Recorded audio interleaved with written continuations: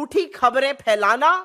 प्रतिद्वंदियों का character assassinate करना, एक डिसइंफॉर्मेशन कैंपेन करना,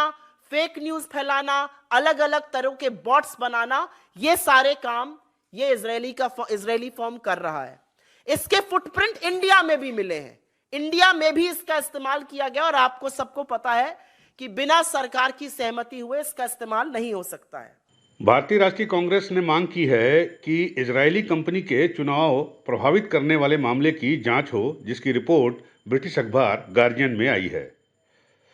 आपको बता दें, इजराइल की एक निजी खुफिया कंपनी के इंटरनेट मीडिया दुष्प्रचार और फेक न्यूज के जरिए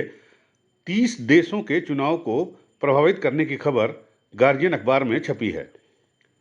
जिसको लेकर कांग्रेस ने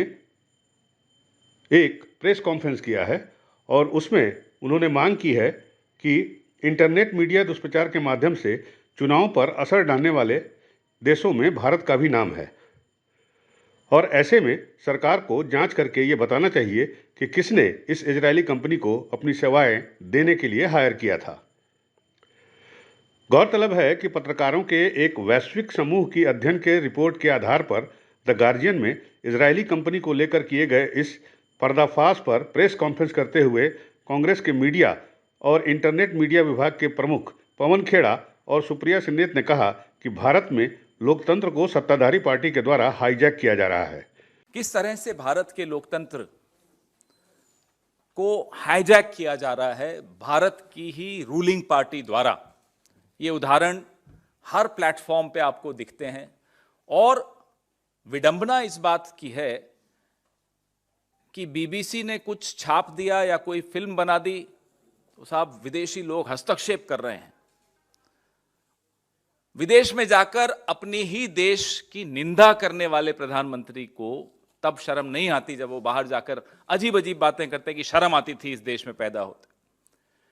चुनाव को प्रभावित करने के लिए पहले इजरायली जासूसी तंत्र पेगासस, फिर इंटरनेट मीडिया पर दुष्प्रचार व झूठ फैलाने वाली कंपनी की सेवाएं ली जा रही हैं।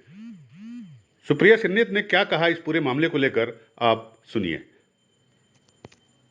झूठी खबरें फैलाना,